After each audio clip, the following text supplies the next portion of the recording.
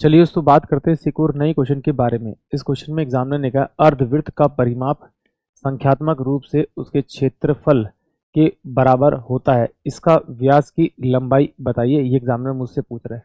तो सबसे पहली बात तो आपको परिमाप यानी परिधि के बारे में पता होना चाहिए। इस सर्कल की परिधि क्या होती है, उसका मतलब होता है इस पॉइंट से एक व्यक्ति चलता है और इसी पॉइंट पर पहुंच जाता है तो उसे परिधि बोलते हैं। इसका जो फॉर्मूला होता है वो 2 पाई और आर होता है। अगर मैं इसको आधा कर दूं तो मेरे पास में ये जो वैल्यू हो जाएगी वो क्या हो जाएगी, आपकी पाई आर हो जाएगी। यानी कि अगर इसको आधा कर दिया तो इस पॉइंट से इस पॉइंट तक की जो दूरी होगी वो क्या होगी, आपकी पाई आर होगी। और ये सर्कल की जो ये मिड पॉइंट से सर्कल की ये वाली जो लेंथ होती है वो रेडियस होती है आर, और ये भी आर होता है। अगर मैं यहाँ पर 2 आर जोड़ दूंगा तो इस आधे सर्कल की पूरी परिधि आ जाएगी। और एग्जामिनर ने कहा है इसकी जो परिधि है वो इसके क्षेत्रफल के बराबर है। तो इस पूरे सर्कल का क्षेत्रफल जो निकालूंगा वो मेरे पास आएगा पाई आर स्क्वायर, और बाय में 2 करूंगा तो ये आधा क्षेत्रफल इसका आ जाएगा। तो चलिए, तो ये बराबर में क्या हो जाएगा आपका पाई आर स्क्वायर बाय में आपका 2 कर दूंगा तो मेरे पास में क्या होगा, इसका क्षेत्रफल इसकी आधे सर्कल जो अर्धवृत्त है उसकी परिधि के बराबर होगा। यहाँ से आर और आर कॉमन आएगा तो इसका ये स्क्वायर कट जाएगा।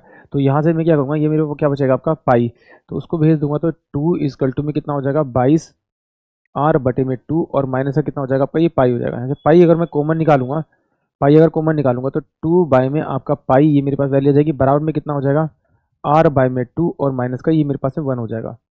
इसको सोल्व करूंगा तो सोल्व करने पे क्या होगा, मेरे पास में आपका ये 7 दूनी 14 और बटे में कितना आ जाएगा आपका ये 22 हो जाएगा। पाई की वैल्यू 22 बटे में 7 होती है, बराबर में कितना हो जाएगा आपका आर माइनस का 2, और बाय में आपका ये 2 हो जाएगा। इसको इससे काटूंगा तो ये मेरे पास में 11 हो जाएगा। 11 उसको इधर भेजूंगा तो कितना हो जाएगा आपका आपका 2 प्लस का आपका कितना 14 बटे में कितना हो जाएगा 11। 11 दूनी 22, 22 और प्लस का 14 ये कितना होता है आपका आपका 36। 36 बटे में आपका 11, ये 36 बटे में जो 11 आएगा वो क्या आएगी आपकी त्रिज्या आएगी। तो मुझे तो व्यास चाहिए, इसको डबल कर दीजिए। तो 36 दूनी कितना हो जाएगा आपका 72, 72 बटे में 11 जो आएगा उसका वो डायमीटर आएगा।